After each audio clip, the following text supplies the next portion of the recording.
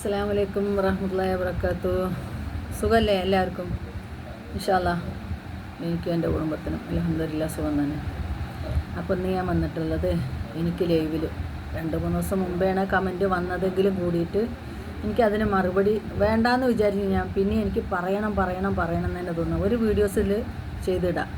കാരണം ആരെങ്കിലും ഇനി അങ്ങനെ പറയാൻ ഉദ്ദേശിക്കുന്നുണ്ടെങ്കിൽ തന്നെ എൻ്റെ ലൈവിൽ വന്ന് കാണാനോ പറയാനോ ഇടാൻ ഉദ്ദേശിക്കുന്നത് എൻ്റെ വീഡിയോസ് കാണുന്നവരാണെങ്കിൽ അത് ഇടാതിരിക്കുമല്ലോ എന്നുള്ള ഉദ്ദേശത്തിലാണ്. അങ്ങനെ ഒരു കമൻറ്റ് ഇനി വരാതിരിക്കുമല്ലോ എന്നുള്ള ഉദ്ദേശത്തിലാണ് ഞാൻ ഈ വീഡിയോസ് ചെയ്യുന്നത്. അപ്പോൾ എനിക്കൊരാൾ പേരിട്ടിരിക്കുകയാണ് മദ്രസ പൊട്ടൻ. അതിന് പല ചോദ്യങ്ങളും അവർ ചോദിക്കുന്നുണ്ട്. അവരെന്നല്ല, ഒരാൾ ചോദിക്കുന്നുണ്ട്. അപ്പോൾ ആകാശത്തിൻ്റെ മേലെ ആരാണ്, അതിൻ്റെ മേലെ ആരാണ്, അതിൻ്റെ അപ്പുറത്ത് ആരാണ് എന്നൊക്കെ ചോദിക്കുന്നുണ്ട്. അപ്പോൾ ഞാൻ പറഞ്ഞു എനിക്കറിയില്ല, അതറിയണവരോട് പോയി ചോദിക്കുക. പിന്നെ നിങ്ങളെ പടച്ചോൻ എവിടെയാണ്, നിങ്ങളെ പടച്ചോൻ ഉണ്ടെന്ന് പറയുന്നത് നിങ്ങൾ വെറുതെ അല്ലേ? എൻ്റെ പടച്ചോൻ, എന്നെ സൃഷ്ടിച്ച പടച്ചോൻ ഉണ്ടെന്ന് 100 പ്രാവശ്യം ഞാൻ എൻ്റെ മനസ്സിനെ പറഞ്ഞ് പഠിപ്പിച്ച കാര്യങ്ങളാണിത്.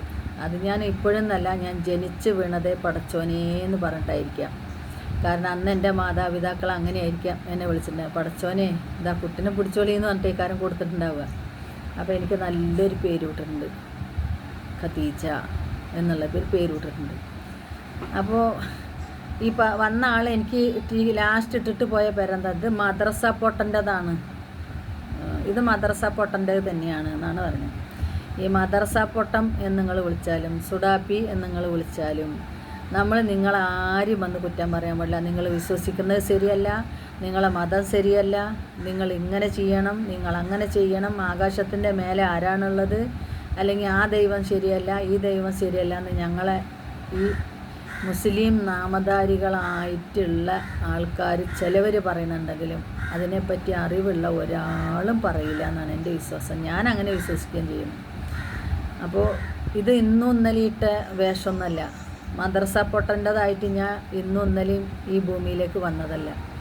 ഞാൻ വന്നിട്ട് ഒരുപാട് കാലങ്ങളായി. ആ കാലങ്ങളിലെല്ലാം ഞാൻ ജീവിച്ചത് ഇതേമാതിരി തന്നെയാണ്. കാരണം എന്നെ സൃഷ്ടിച്ച സൃഷ്ടാവിനെയാണ് ഈ പടച്ചോനെന്ന് പറയുന്നത്. ആ പടച്ചോനെ വിശ്വസിച്ചുകൊണ്ട് തന്നെയാണ് അന്നും ഇന്നും ജീവിക്കുന്നത്.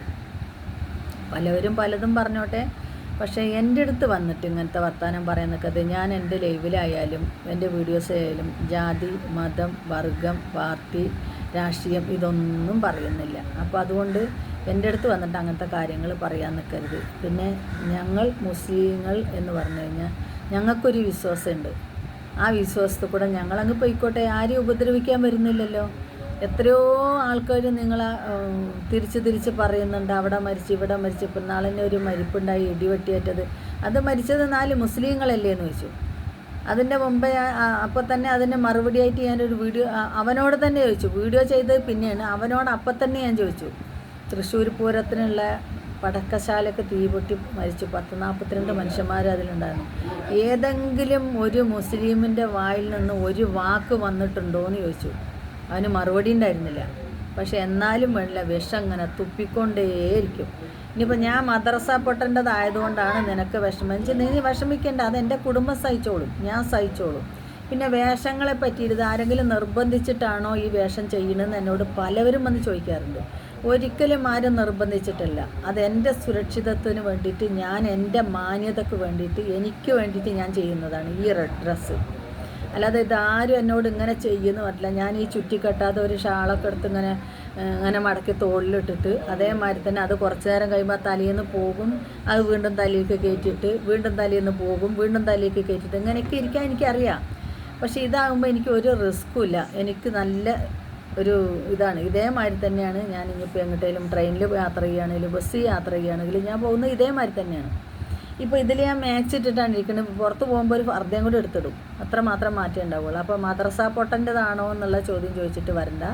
എനിക്കിഷ്ടപ്പെട്ട ഡ്രസ്സ്, എനിക്കിഷ്ടപ്പെട്ട ഞാൻ സ്നേഹിക്കുന്ന എൻ്റെ സൃഷ്ടാവ്, അതിൽ ഞാൻ 100 വട്ടം ഞാൻ അതിൽ വിശ്വസിക്കുന്നു. എന്നെ അങ്ങനെയാണ് ഇങ്ങനെയാണ്, അത് അങ്ങനെയാണ് ഇങ്ങനെയാണെന്ന് പറഞ്ഞ് സംശയിപ്പിച്ച് മനസ്സിൻ്റെ ഉള്ളിൽ ശങ്ക ഉണ്ടാക്കാൻ വന്നിട്ട് നടക്കൂല മക്കളെ. അതുകൊണ്ട് മക്കളെ ജോലി നോക്കിക്കോളി, നമ്മളെ ജോലി നോക്കിക്കോളാം. നിങ്ങളെ ആരും ഒന്നും പറയാൻ പറ്റില്ല. നമ്മളെ പാട് നോക്കി നമ്മൾ ജീവിക്കുന്നു. മുറിച്ച് കഴിഞ്ഞാൽ രക്തമല്ല ഒന്നാണ്. ഞാൻ എല്ലാവരും എൻ്റെ സഹോദരി സഹോദരന്മായിട്ടാണ് കണ്ടിട്ടുള്ളതും. എൻ്റെ ഫ്രണ്ട്സുകളൊക്കെ അങ്ങനെയുള്ളവരാണ്. അപ്പോൾ അതുകൊണ്ട് കുഞ്ഞു മക്കൾ നിങ്ങളെ കാര്യം നോക്കിക്കോളി. നമുക്കിട്ട് ലൈവിൽ വന്നിട്ട് മദ്രസ പൊട്ടൻ്റെ കാര്യം പറഞ്ഞിട്ട് അങ്ങോട്ടും ഇങ്ങോട്ടും എനിക്കത് ഇഷ്ടമില്ല. കാരണം അതിനെപ്പറ്റി തർക്കിക്കലല്ല എൻ്റെ ജോലി. അറിവുള്ള പണ്ഡിതന്മാരുണ്ട്, അവരടുത്ത് നിങ്ങൾ പോയി ചോദിച്ചോളിയും. അതുകൊണ്ട് അവരതിന് കറക്റ്റായിട്ടുള്ള മറുപടിയും പറഞ്ഞുതരും. വീട്ടിലിരിക്കുന്ന പെണ്ണുങ്ങളെടുത്ത് ഇതിനെപ്പറ്റിയുള്ള മറുപടി ചോദിച്ചിട്ടൊന്നും നിങ്ങൾക്ക് കിട്ടാൻ പോണില്ല. അറിവുള്ള ആൾക്കാരുണ്ടല്ലോ, ഇല്ലാതെ ഒന്നുമില്ലല്ലോ. എന്നേക്കാൾ ഒരുപാട് 10,000 ഇരട്ടി അറിവുള്ള ആൾക്കാർ ഇതിനെപ്പറ്റി ഞങ്ങൾക്ക് പറഞ്ഞു തരാൻ ഇരിക്കുന്നുണ്ട്. അപ്പോൾ അവരടുത്ത് പോവുക, ചോദിക്കുക കേട്ടോ. അപ്പോൾ എല്ലാവർക്കും എല്ലാ മുത്തുമണികൾക്കും അസ്സലാമു അലൈക്കും വറഹ്മത്തുള്ളാഹി വബറകാതുഹു. ഇൻഷാ അല്ലാഹ് വീണ്ടും ഒരു വീഡിയോയിൽ കാണാം.